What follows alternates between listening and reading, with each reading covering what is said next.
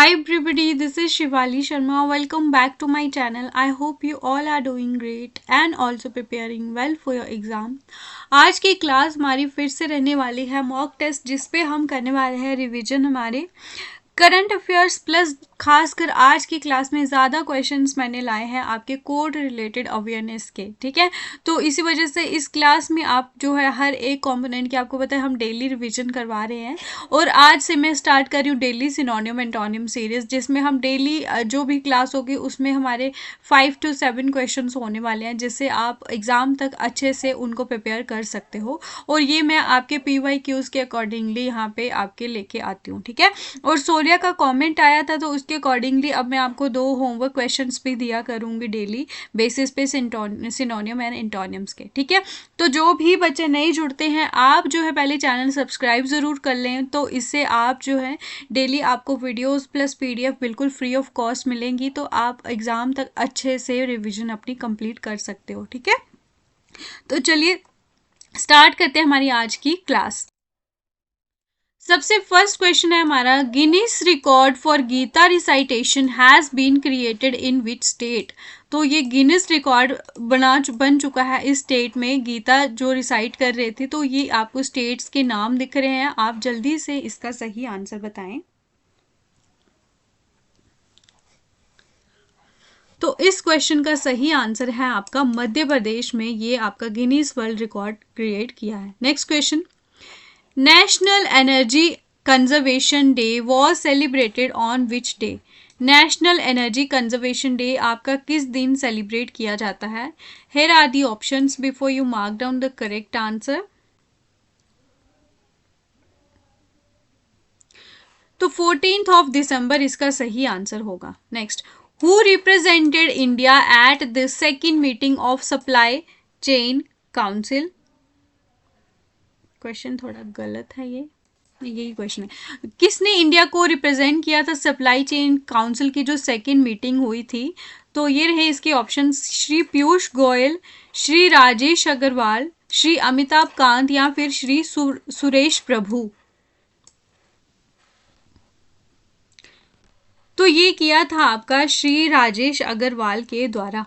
Next question, PM Modi launch सहायक chatbot 2। सहायक chatbot जो है ये आपका PM मोदी के द्वारा लॉन्च किया गया है, किस पर्पस के लिए ये लॉन्च हुआ है। ऑप्शंस देखें आप और इसका आंसर बताएं। तो आपको पता है कि 2025 में महाकुंभ मेला अभी 13 जनवरी से ये स्टार्ट होने वाला है। तो यहाँ पे विजिटर्स जो भी आएंगे उनको असिस्ट करने के लिए ये सहायक चैटबॉट लॉन्च किया गया है प्राइम मिनिस्टर नरेंद्र मोदी के द्वारा। Question number 5 is, who has been appointed as the MD and CEO of JNK bank. JNK bank के अभी नए MD एंड CEO बने हैं, तो ये कौन है, इनका नाम बताएं आप। तो इसका सही आंसर होगा आपका अमिताभ चैटर्जी। ठीक है, तो ये इंपॉर्टेंट है, आपका JNK के रिलेटेड करंट अफेयर आपसे पूछ सकते हैं। नेक्स्ट क्वेश्चन होगा question number 6 is, which state government has launched Indira Gandhi सुख शिक्षा योजना। तो ये कौन सी स्टेट गवर्नमेंट ने ये लॉन्च करी है इंदिरा गांधी सुख शिक्षा योजना। तो इस क्वेश्चन का सही आंसर होगा आपका हिमाचल प्रदेश गवर्नमेंट के द्वारा ये लॉन्च करी गई है। Baradari, a new tourist destination developed by World Bank, is located in which district. तो ये बारादारी जो है ये नई टूरिस्ट डेस्टिनेशन डेवलप करी गई है वर्ल्ड बैंक के द्वारा। तो this question is very important from JNK exam point of view. जितने भी JNK एग्जाम्स में करंट अफेयर पूछा जाएगा, this question is extremely important. तो ये आपकी बनाई गई है रियासी में। ठीक है, तो ये ध्यान रखना है आपको। यहाँ पे क्या होगा ये। नेक्स्ट क्वेश्चन है, क्वेश्चन नंबरिंग में इशू आ गया है, where was Asia's first geo science museum built. Asia का पहला जियो साइंस म्यूजियम जो है ये कहाँ पे बनाया गया है। तो ऑप्शन नंबर 3 इसका सही आंसर होगा, मध्य प्रदेश में एशिया का पहला जियो साइंस म्यूजियम बनाया गया है। ठीक है, next question, which state union territories in India has reported 0 malaria cases in 2023। तो ये बताएं आप कौन सी ऐसी स्टेट्स या यूनियन टेरिटरीज हैं जहां पे ज़ीरो मलेरिया केसेस हैं 2023 की अगर बात करें? तो ऑप्शन नंबर डी यानी कि सारी की सारी लद्दाख, लक्षद्वीप एंड पुडुचेरी, ये सभी यूनियन टेरिटरीज हैं और यहाँ पे एक भी केस नहीं आपका रजिस्टर हुआ है, ठीक है। एंड 12th क्वेश्चन होगा हमारा आज का, who has been recently appointed as the new managing director of SBI? तो SBI के नए मैनेजिंग डायरेक्टर जो है ये किसको अपॉइंट करा गया है? आप सब मुझे कमेंट सेक्शन में बताएंगे कि SBI के अभी चेयरमैन कौन बने हैं, ये आप बताएं। तो राम मोहन राव अमारा ये आपके बने गए हैं नए SBI के MD, ठीक है। अब आएगा हमारा क्वेश्चन नंबर 13 है, which award did Jammu cities e autos and e rickshaws win at the 17th urban mobility India conference and expo 2024? तो जम्मू सिटी के जो e autos and e rickshaw वाले हैं उनको ये आपका अवार्ड मिला है। तो ये क्वेश्चन आप जल्दी से बताएं, इसका सही आंसर क्या होगा? Award of excellence in urban transport ये अवार्ड मिला है 2024 में इनको, ठीक है। नेक्स्ट क्वेश्चन होगा आपका question number 14, who has won FIFA best mains football player 2024? तो फीफा का मेंस फुटबॉल प्लेयर 2024 का आपको बताना है किसको ये अवार्ड दिया गया है। अब आपका होमवर्क क्वेश्चन होगा आज का, ये मैं बता दूं, एक दो तो आपके सिनोनियम्स होंगे लेकिन ये आपका होमवर्क क्वेश्चन होगा कि फीफा में जो बेस्ट वीमेन फुटबॉल प्लेयर है 2024 की ये अवार्ड किसको दिया गया है। मेंस का तो आपका दिया गया है विनीशियस जूनियर को, ठीक है, तो ये इंपॉर्टेंट नाम है। और विमेंस का आप मुझे कॉमेंट सेक्शन में बताएं। Saffron festival is celebrated in which of the following months? कौन से मंथ में ये सेलिब्रेट होता है? तो इसका सही आंसर होगा आपका नवंबर में। नेक्स्ट क्वेश्चन होगा आपका, Vijay Diwas was celebrated on which date? तो ये कौन से दिन आपका सेलिब्रेट किया गया था? हर साल ये आपका सेलिब्रेट होता है, ये होता है आपका 16th ऑफ दिसंबर को। तो आगे बढ़ने से पहले मैं आपको बता दूं कि डेली अगर आपको मैं इस तरह के एग्ज़ाम रेलिवेंट क्वेश्चंस प्रोवाइड करती हूं, ठीक है, विदाउट एनी एक्सपेक्टेशंस, लेकिन आप लोग फिर भी जो है इस तरह की चीज़ें जो कर रहे हो आजकल टेलीग्राम पे या कहीं पे भी, ठीक है, that is very very disappointing for me. और इससे मुझे बहुत ज़्यादा डिमोटिवेशन हो रही है। और कुछ ऐसे स्टूडेंट्स भी हैं, मैं कुछ बोलना नहीं चाहती, बस इतना बोलूँगी कि अगर आपको कोई चीज़ फ्री में मिलती है तो आपको उस चीज़ की इतनी वैल्यू नहीं होती है, ठीक है। अगर आपने कहीं पे भी जो है फुल मॉक टेस्ट सीरीज़ या फिर आपने कहीं पे कोर्स भी ख़रीदा होगा तो इतनी डेडिकेशन से डेली आपको रोज़ कोई अपना टाइम निकाल के अगर आपके लिए वीडियोस बनाता हो तो आप मुझे बताएं कि ऐसा कोई है क्या, ठीक है। लेकिन फिर भी अगर एक या दो क्वेश्चन कभी हो जाता है गलत तो उसके लिए मैं PDF में आपको एडिट करके मैं PDF भी प्रोवाइड करती हूँ। तो आज से जो है मैं कोशिश करी है कि मैं ऐसे कोई भी क्वेश्चन नहीं लेके आऊँगी जो आपका कभी गलत भी हो जाए, ठीक है। मैंने क्रॉस चेक करके क्वेश्चन लाती हूँ, लेकिन कई बार जो होते हैं वो एक साइड पे कुछ उसका आंसर होता है, दूसरी वेबसाइट पे कोई और आंसर होता है, तो वो मेरी भी गलती नहीं होती है ना। आजकल इन्फॉर्मेशन ही इतनी है, हर जगह पे अवेलेबल है, तो कहीं पे कोई आंसर होता है, कहीं पे कोई आंसर होता है, तो कई बार हो जाता है मिस्टेक। तो आप फाइनल एग्जाम में भी देखो ना कितनी बार आंसर की में आंसर्स चेंज होते हैं, लेकिन कुछ लोग इतनी अजीब अजीब चीज़ें बोल रहे हैं कि वो मैं बोल भी नहीं सकती। बाकी आप जो हैं अगर चैनल को रोज़ विज़िट करते हो, रोज़ आपको वीडियोस मिलती हैं, तो आप जो है प्लीज़ चैनल को सब्सक्राइब ज़रूर कर लें, ठीक है। आपके लिए मैं और बेस्ट कंटेंट आपको बिल्कुल फ्री ऑफ कॉस्ट यहाँ पे प्रोवाइड करने की पूरी कोशिश करूँगी, ठीक है। Question number 17 is, which state government has launch Himbhog Atta project to promote natural farming?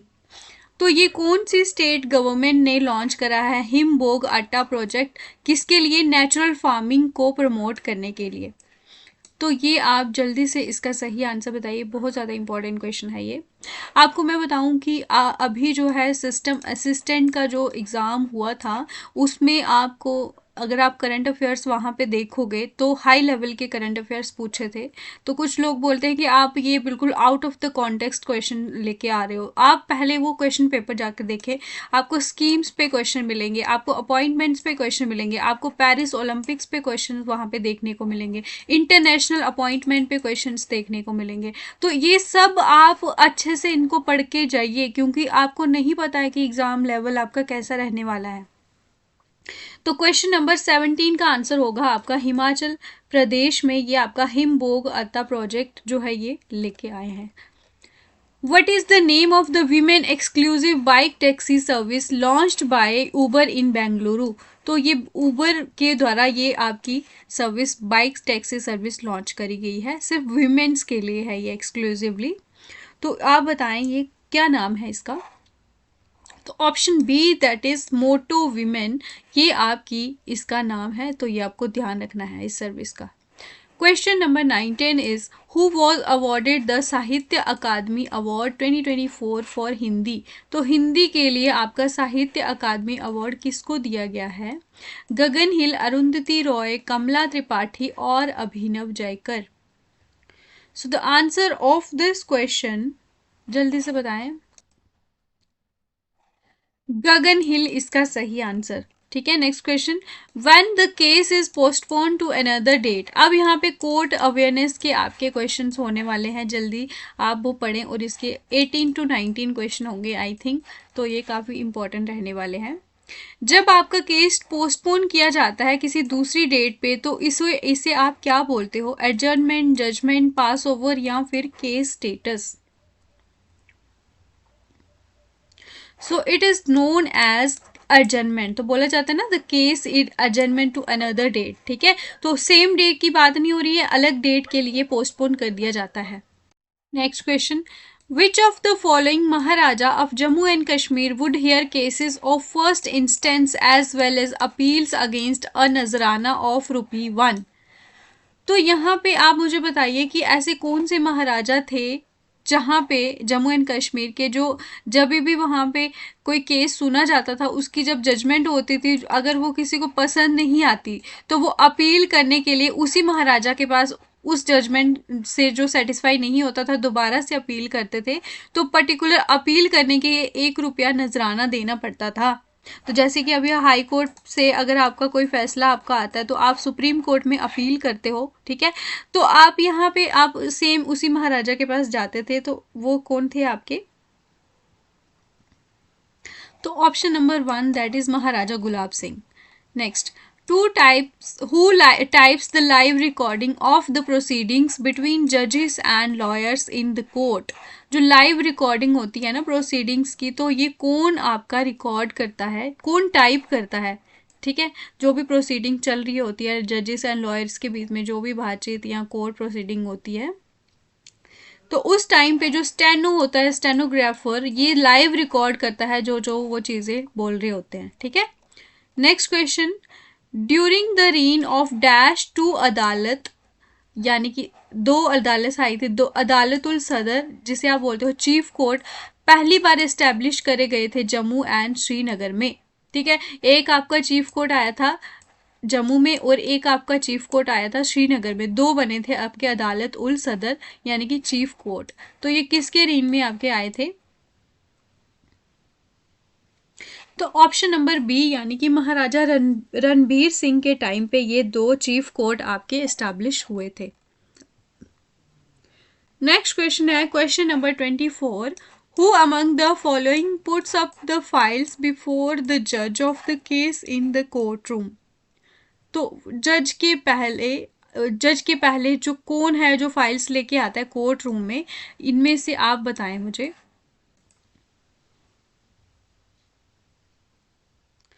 तो ये होता है रीडर या फिर बेंच क्लर्क हम इसे बोलते हैं, ये आपके जज के सामने केस लेके आते हैं। ठीक है, और अगर हम बात करें रीडर की, तो रीडर जो है ये आप जो ऑर्डर शीट होती है उसको लिखने के लिए भी रीडर ही रिस्पॉन्सिबल होता है। ठीक है, और जो जो विटनेस की स्टेटमेंट्स होती हैं उनको लिखने के लिए, ठीक है, जो भी आपकी कोर्ट में शेड्यूल हुई होती हैं हियरिंग के लिए, तो वो सारी स्टेटमेंट्स और ऑर्डर शीट लिखने का काम भी आपका मेन रीडर का ही होता है। ठीक है। तो चीफ रीडर्स जो है, प्रिसाइडिंग ऑफिसर, जो भी हमारे जज जिन्हों हम बोलते हैं प्रिसाइडिंग ऑफिसर, उनके पहले ये फाइल्स लेके आते हैं, ठीक है। जो भी फाइल का टाइम होता है उस टाइम पे सुनी जानी होती है उसी डेट पे, तो वो रीडर काम करता है इस सब का, ठीक है। नेक्स्ट क्वेश्चन है हमारा, in 1889 British government asked Maharaja Pratap Singh to appoint a state council which constituted of how many members. तो आपको पता है कि महाराजा गुलाब सिंह के टाइम और रणबीर सिंह के टाइम ने ब्रिटिशर्स ने बहुत बार यहाँ पे आने की कोशिश करी, लेकिन वो कामयाब नहीं हो पाए थे। देन आपका 1885 में जब महाराजा प्रताप सिंह को उन्होंने एक मतलब बोल सकते कि चालाकी से उनको महाराजा बना दिया था, ठीक है, अमर सिंह की बजाय महाराजा प्रताप सिंह बना दिए उन्होंने, तो फिर अपना रेजिडेंट उन्होंने उनके टाइम पे रख दिया था। 1885 में ही रेजिडेंट अपना अपॉइंट कर दिया। लेकिन जब वो रेजिडेंट अपॉइंट किया तो उसके बाद फिर उन्होंने इंटरफेरेंस तो करना था, तो 1889 में उन्होंने यहाँ पे अपना एक स्टेट काउंसिल भी कॉन्स्टिट्यूट कर दिया 5 मेंबर्स का, ठीक है। तो जिसका जो हेड होना था वो ब्रिटिशर्स होना था। तो वो जो है ये कब बना था और कितने मेंबर्स का था ये, 3, 4, 5 या फिर 6। तो ऑप्शन नंबर सी होगा इसका सही आंसर। 5 मेंबर का यो काउंसिल जो है ये आपका अपॉइंट किया गया था। नेक्स्ट क्वेश्चन है हमारा, what is the meaning of case status. Case status का क्या मतलब होता है, ये आपके सामने ऑप्शंस हैं। तो ऑप्शन नंबर बी यानी कि करंट स्टेटस क्या है पर्टिकुलर केस का, उसे आप बोलते हो case status. Next question, in which year 16 year old council was abolished and powers were resorted to Maharaja Pratap Singh. जो आपका 1889 में ये आपका बना था काउंसिल, तो ये कब अबॉलिश किया गया था, और फिर क्योंकि आपको पता है कि जो ब्रिटिश का मेंबर था उसके पास सारी पावर्स होती थी, तो ये पावर फिर ये काउंसिल को अबॉलिश कर दिया गया और सारी की सारी पावर फिर से महाराजा प्रताप सिंह के अंडर आ गई थी। तो ये कब आपका अबॉलिश किया गया था, तो 1889 से अगर आप 16 साल देखोगे तो 1905 इसका सही आंसर होगा, ठीक है। बहुत सारे कुत्ते हैं, आवाज़ आ रही है, तो आप थोड़ा टॉलरेट कर लेना, ठीक है। Whose duty is in the court to keep a record of pending cases, files and safe custody of judicial files। तो ये किसकी ड्यूटी होती है कोर्ट में, जितनी भी पेंडिंग फाइल्स केस फाइल्स हैं उनका रिकॉर्ड मेंटेन करना, ठीक है, और जितनी भी जुडिशियल फाइल्स है उनको उनकी सेफ कस्टडी का ये सारा कामकाज किसका होता है। तो ऑप्शन नंबर सी यानी कि अहमद जो है लीगल क्लर्क होता है, इसकी ये ड्यूटी होती है। Next question, Why 1928, by virtue of dash dated 26 March 1928, Maharaja Hari Singh appointed Lala Kanwar Sen as the first Chief Justice of Jammu and Kashmir High Court। तो आपको पता है कि ये जो ऑर्डर नंबर आया था तो इसमें आपका अपॉइंट हुआ था ऑर्डर नंबर 2 में, लेकिन जो ऑर्डर नंबर 1 था तो इसमें आपका JNK हाई कोर्ट एस्टैब्लिश हुआ था। ऑर्डर नंबर 1 की में बात अगर बात करें तो ये एस्टैब्लिशमेंट की बात करता है। ऑर्डर नंबर 2 में बात होती है कि यहाँ पे अपॉइंटमेंट, ठीक है, एक आपका chief justice of JNK high court था और 2 आपके प्यूने जजेस थे, ठीक है, प्यूने जजेस जो आपके उसके थोड़े सबॉर्डिनेट में होंगे, और जिसमें से आपके 2 आपके थे, एक लाला बोधराज था और एक कौन थे वो आप मुझे बताएं, खान आगा खान, ठीक है, तो वो रेवेन्यू मिनिस्टर फाइनेंस मिनिस्टर भी थे। Who is known as the friend of the court, किसको बोला जाता है कोर्ट का फ्रेंड।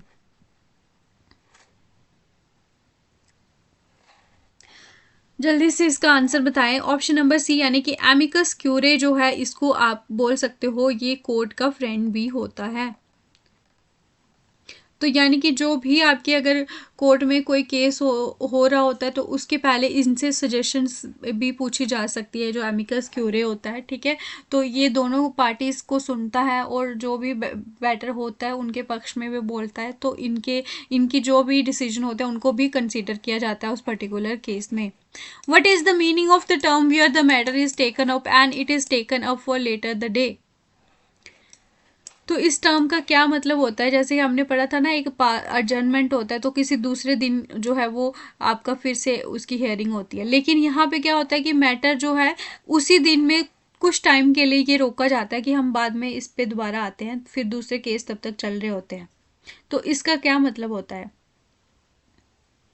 तो तो इसका मतलब होता है पास ओवर। लेकिन एडजमेंट होता है कि वो पर्टिकुलर दिन वो केस नहीं सुना जाता है, लेकिन ये जो होता है इसमें आपका पास ओवर में उसी दिन सुना जाता है। Next question, in 1927 a new constitution was sanctioned by which ruler of Jammu and Kashmir state, and instead of law member a ministry in judicial department was established। तो एक नया कॉन्स्टिट्यूशन सैंक्शन कर दिया गया था JNK स्टेट के लिए, ठीक है। पहले इसके पहले कौन होता था आपका लॉ मेंबर, जो कि ब्रिटिशर्स का होता था, तो वो सारी की सारी पावर उसके हाथ में होती थी।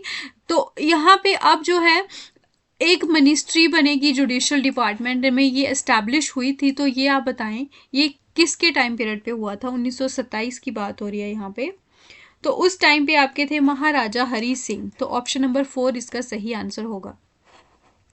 अ written statement made under oath, तो ये रिटन स्टेटमेंट होती है, ये शपथ ली जाती है इसके लिए। तो ये यहाँ पे ये बोला जाता है कि जो भी यहाँ पे इस पर्टिकुलर पेज पे लिखा जा रहा है वो सब कुछ सही है। तो this is known as affidavit, ठीक है। ये एक रिटन स्टेटमेंट होती है अंडर ओथ। नेक्स्ट क्वेश्चन,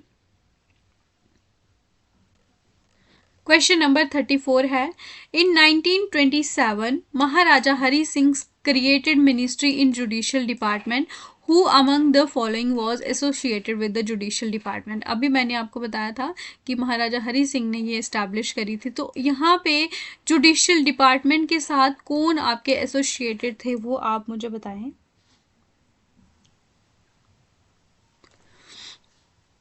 तो ये थे आपके बहादुर मौलवी नाजीर, ठीक है। ये आपके एसोसिएटेड थे जुडिशियल डिपार्टमेंट के साथ।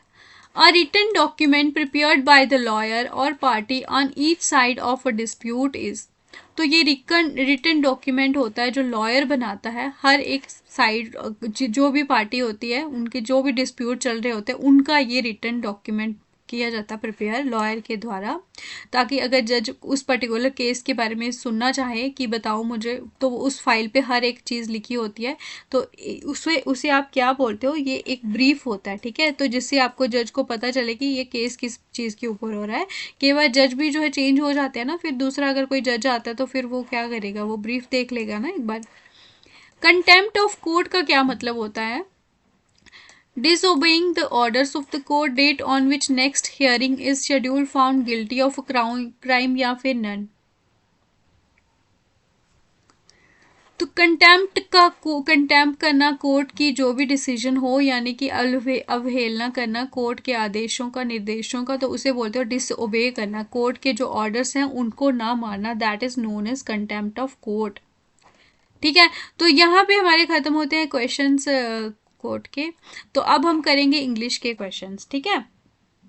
तो यहाँ पे आपने मुझे सारे के सारे इन सिनोनिम्स का मतलब बताना है। अब यहाँ पे आपने देखा ये जैबर का क्या मतलब होता है, यहाँ पे इसकी ऑप्शंस देखिए। तो जैबर का मतलब होता है कि आप जो गपशप मारते हो उसे आप बोलते हो जैबरिंग करना, ठीक है। अब यहाँ पे अगर हम इसके ऑप्शंस देखें, एलोक्वेंट जो होती है, एलोक्वेंट का मतलब होता है कोई चीज़ क्लियर है, यानी कि स्पष्ट है, ठीक है। आप फ्लुएंट कोई चीज़ बोल रहे हो, क्लियर बोल रहे हो। चैटर का मतलब क्या होता है कि आप जो है गपशप मार रहे हो, यानी कि आप बैबल कर रहे हो, ठीक है। तेज तेज बोल रहे हो, यानी कि जब गप्पे मारते हो तो एक साइड से भी बोल रहा होता है, दूसरी साइड से भी बोल रहा होता है, ठीक है। तो हम ऐसा नहीं करते हैं कि एक बोल रहा है दूसरा चुप रहे, वो होता है टॉक करने में एक बंदा बोल रहा होता है, दूसरा सुनता है, फिर दूसरे बार वो बोलता है। तो जैबर का मतलब होता है चैटरिंग करना। तो ऑप्शन नंबर बी इसका सही होगा। नेक्स्ट है हमारा मोनोटोनियस। मोनोटोनियस का आप जल्दी से सिनोनियम बताएं। अब अगर हम बात करें मोनोटोनियस, यहाँ पे मोनोटोनियस का मतलब होता है कि कोई चीज़ बहुत बोरिंग है, ठीक है। या फिर हम बोल सकते हैं कोई चीज़ बहुत डल है, उसे आप बोलते हो मोनोटोनियस। अब यहाँ पे इसके सिनोनियम्स अगर हम देखें तो यहाँ पे आपका आ रहा है टीडियस। तो टीडियस इसका सेम मीनिंग होता है, टीडियस का मतलब भी होता है बोरिंग, डल, ठीक है। और जैसे आप कर करके वो चीज़ पक चुके हो, ठीक है। अब जैसे कि आप पढ़ाई कर रहे हो लेकिन आपका एग्ज़ाम नहीं आ रहा, सेम वही किताबें आपको बार बार पढ़नी पड़ती हैं, तो this is very very monotonous work that we are doing. तो अब यहाँ पे बात करें प्रोमिनेंट होता है कोई इंसान बहुत ज़्यादा फेमस हो, ठीक है। अब विकेट होता है कि विकेट जो होता है कि कोई हम बोल सकते हैं, इसका मतलब होता है कि कोई इंसान काफ़ी ज़्यादा दुष्ट है, ठीक है, उसे आप बोलते हो विकेट, ठीक है। नेक्स्ट क्वेश्चन है हमारा मुनीफिशन। मुनीफिशियंट का आपको सिनोनियम बताना है। तो मुनीफिशियंट होता है कि कोई इंसान जो भी सेल्फलेस होता है, ठीक है, सेल्फलेस काम करता है दूसरों के लिए, जिसका बहुत बड़ा दिल होता है, बिग हार्टेड पीपल, ठीक है।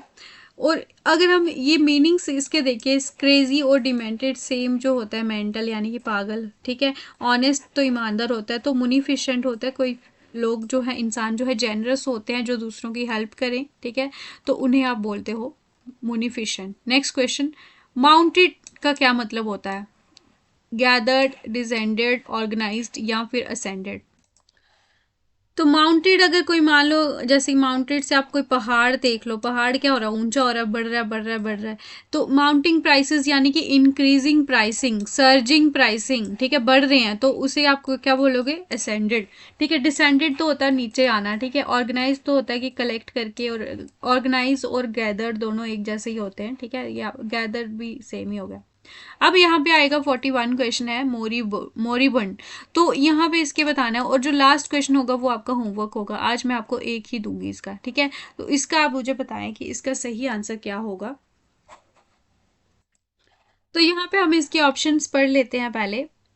फ्लरिश होना है कि कोई चीज क्या हो रही है, ग्रो हो रही है, बढ़ रही है। बैंड क्या होता है कि प्रोहिबिशन, ठीक है, मना हो रहा है कोई चीज। रिकवर, रिकवर क्या होता है कि रिट्रीव करना कोई चीज, ठीक है। अब यहाँ पे डाइंग का मतलब जो होता है वो होता है कि कोई चीज डिके हो रही है, कोई चीज वीक हो रही है, कमजोर पड़ रही है, सड़ रही है, तो मोरिबुंड का मतलब होता है यही डाइंग, ठीक है। तो ये आपको ध्यान रखना है।